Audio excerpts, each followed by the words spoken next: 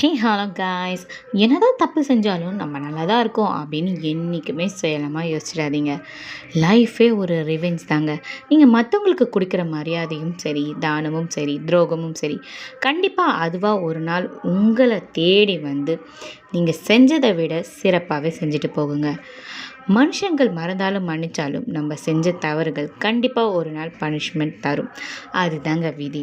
Example, ராமாயணத்தில் தசரதர் எடுத்துக்கோங்க.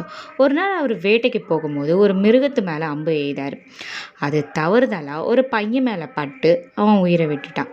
அது தெரிஞ்சவங்க அப்பா அம்மா விட்ட சாபம் தாங்க ராமர் வனத்துக்கு போகிறன காரணமே. ஒரு நாள் நாங்கள் என் பிள்ளையை பிரிஞ்ச மாதிரி நீயும் பிரிவன்னு சொன்ன காரணத்தினால தான் ராமர் காட்டுக்கு வனவாசமே போனார்.